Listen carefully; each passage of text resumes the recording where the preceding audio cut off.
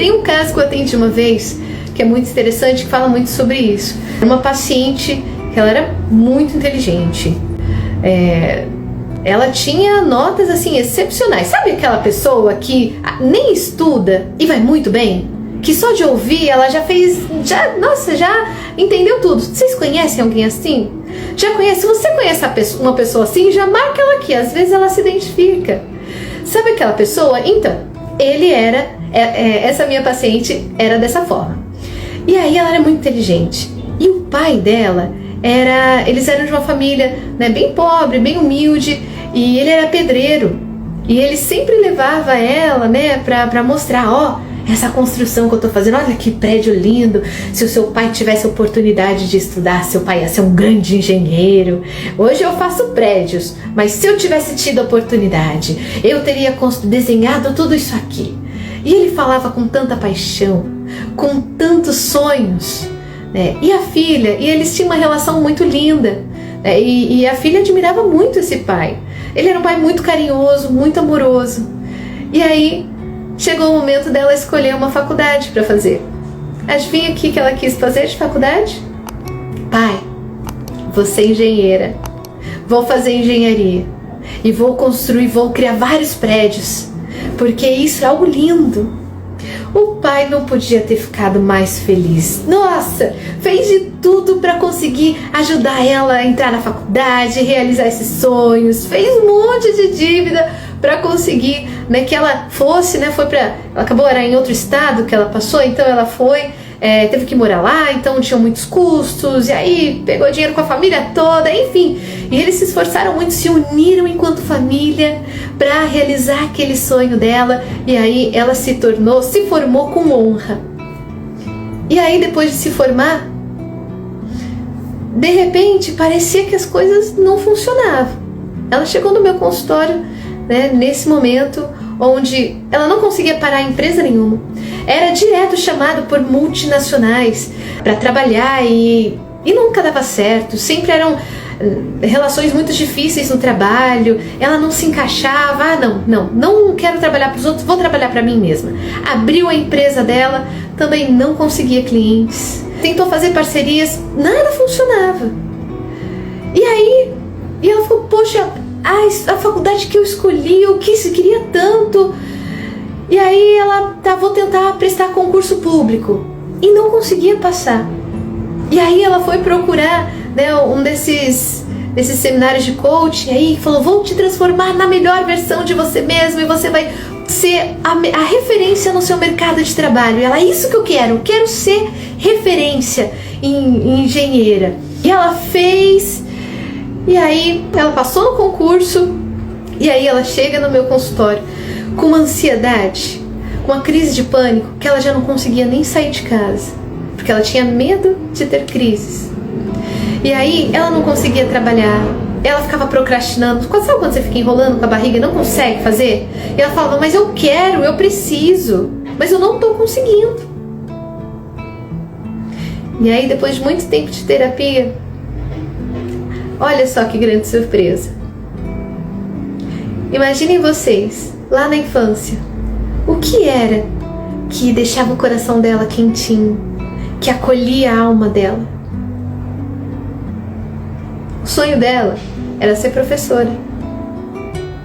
Era ajudar as pessoas a serem aquilo que elas desejavam ser, ajudar aquelas crianças a se transformarem em grandes pessoas, em grandes referências na sociedade. Ela queria ajudar as pessoas, transformar as pessoas. Ela adorava, achava lindo. Mas ela fez engenharia. Porque aquele olhar apaixonado do pai pelo sonho, né, aquele orgulho da filha realizando o sonho dele, aquilo para ela foi mais importante naquele momento do que ela olhar para o que alimentava a própria alma dela. E olha só, que grande questão ela arrumou para a vida dela. E eu escolhi trazer esse caso para vocês porque é um caso muito interessante. Na live passada nós falamos sobre os sentimentos proibidos, sobre o que acontece quando a gente reprime, né, esses sentimentos desagradáveis. E nós estávamos aqui falando dessas questões, né, dos complexos paternos, quando a gente tem uma mãe muito tóxica, um pai muito tóxico, relações familiares com muita agressão, com muita violência, com muita violência psicológica, né, relações muito complicadas, de abuso, de abandono. Muitas pessoas perguntaram, mas e aí, eu sou assim por culpa dos meus pais. Mas e agora? O que fazer com isso? Até quando, né, você vai deixar e entregar a sua felicidade nas mãos de outras pessoas? Seja de um namorado, seja de uma amiga, seja na mão dos seus pais, tanto para o amor quanto também para o abandono. Isso serve tanto, né, para esse caso que eu trouxe para vocês, onde a filha realizou o sonho do pai, por amor ao pai. E por amor, ela entregou a felicidade dela para o outro. E por amor, ela criou um sintoma muito grave, numa crise de pânico muito grande. A vida dela estava toda paralisada. Ela não conseguia mais sair de casa, com agorafobia. Estava começando a ter pensamentos de ideação suicida. Por amor. Entende como não é tão simples? Não são só os traumas de violência, mas é aquilo que é quando a gente entende qual é o nosso espaço. No caso essa minha paciente, olha que interessante, o sonho dela era fazer com que os outros realizassem os seus próprios sonhos. Ela poderia ter feito isso olhando para ela e tornando a si mesma. Se ela fosse professora, ela iria colocar esse sonho no mundo de uma forma saudável. Mas ela colocou esse mesmo sonho, esse mesmo desejo, entregou na mão do outro. Entregou nas mãos do pai dela. Ela deixou de ser quem ela era, se tornou uma pessoa diferente da sua essência para agradar o outro. Se ela tivesse sido professora, ela teria conseguido também colocar essa potência no mundo. Só que quando ela foi bloqueada e ela foi impedida de ser ela mesma, aquilo transbordou como ansiedade. Tá fazendo sentido, pessoal? Vocês estão conseguindo entender? A Sara está perguntando, de quem é a culpa? Já não importa mais, o problema é solucionar, aliviar o que acumulou. Que lindo, Sara! É exatamente esse o ponto. Aproveitando que você trouxe, e obrigada por ter colocado isso, Sara, acho que essa é a cereja do bolo. É com essa frase da Sara que eu pergunto para vocês. Agora sim, agora me respondam. Você tá pronto para ser feliz e ter uma vida mais leve? Porque para isso, você vai ter que se responsabilizar pelos seus desejos. Para isso, não importa mais quem que criou o trauma, da onde o trauma veio, mas o que fazer com isso que está nas suas mãos. Para ser feliz, você vai ter que pegar de volta toda aquela expectativa que você colocou no outro e se responsabilizar e trazer para você mesmo e falar: isso é meu. Meu pai não me obrigou a estar lá na faculdade de engenharia. Eu fui por amor a ele. E agora? Se eu falar pra ele que eu não quero mais ser engenheira, eu vou frustrar o meu pai, eu vou decepcionar. Vai. E que medo é esse que você sente, que você acredita que essa decepção é suficiente para acabar o relacionamento com seu pai? Será que o seu pai iria te deserdar emocionalmente? E se ele fizesse isso? Se ele te abandonasse emocionalmente? De quem é a responsabilidade disso? É preciso aprender a separar as coisas. Ele vai lidar com a separação da forma dele e você com a sua forma. Isso é colocar os limites. Não importa, e claro que importa, da onde veio os traumas, como eles aconteceram, mapear os focos de ansiedade e o trauma. A gente precisa fazer isso. Mas a gente faz isso para sentar esse mapa de ansiedade no colo e assumir para si mesmo. E aí? Até quando eu vou botar minha felicidade na mão do outro? Até quando eu vou deixar o outro se responsabilizar pelos ciúmes que é meu, pela insegurança que é minha? Até onde os traumas do meu passado eu vou permitir que eles fiquem de fantasmas nas relações do presente? Até quando?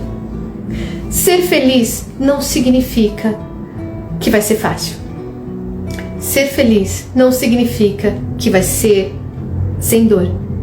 Muito pelo contrário. Ser feliz dói. A dor está aqui para nos proteger. E quando a gente aprende a acolher essa dor e transformar essa dor em, aí sim, individualidade, né? E aí eu trago essa palavra da psicologia analítica. Quando a gente aprende a individualizar-se, que é se responsabilizar pelas nossas sombras, por aquilo que é ruim de nós, por aquilo que é do outro. Quando a gente aprende isso, a gente pode finalmente superar a ansiedade e ter uma vida mais leve e ser feliz. Não ter menos dor, mas as dores vão ser suportáveis quando a gente assume a responsabilidade de ser feliz. Aqueles problemas deixam de ser problemas e passam a ser desafios. Vocês já tiveram essa sensação de acordar e pensar: meu Deus do céu, eu tenho que resolver aquilo. Ai, não, deixa eu dormir mais um pouquinho e virar pro lado e querer se esconder embaixo do cobertor. Sabe essa sensação? Isso acontece quando a ansiedade, ela tá deslocada. Quando a potência de vida tá deslocada. Quando você deixa a sua felicidade na mão do outro. Quando você assume e você pretende, e você tá ali no objetivo de tornar-se a si mesmo e se responsabilizar, esse mesmo problema, você vai acordar e falar: nossa, eu tenho problema para resolver. Ok, isso vai deixar mais perto de quem eu sou. Isso vai ser mais um passinho que eu vou dar para conquistar finalmente a minha felicidade, a minha tranquilidade. Eu vou ter que passar por esse fogo. E eu vou aprender a passar por isso, porque tudo bem se eu não der conta. Nem sempre eu vou conseguir dar certo. Inclusive, isso é uma coisa que eu falo muito para os meus pacientes, né? Às vezes eu gosto muito de fazer essas devolutivas para os pacientes. Eu falo: olha só que interessante isso que você me contou. Você reparou que lembra lá no nosso início da terapia o quanto era difícil para você viver isso? Olha só como você já está conseguindo sustentar essa dor, sustentar isso, acolher isso que te machuca, sem querer fugir, mas tentando escutar. Você percebeu que você melhorou? E aí o paciente fica: é verdade, nossa, eu tô conseguindo, que legal, hoje eu consegui. Eu falo: ok, mas quando você não conseguir, também vai estar tudo bem.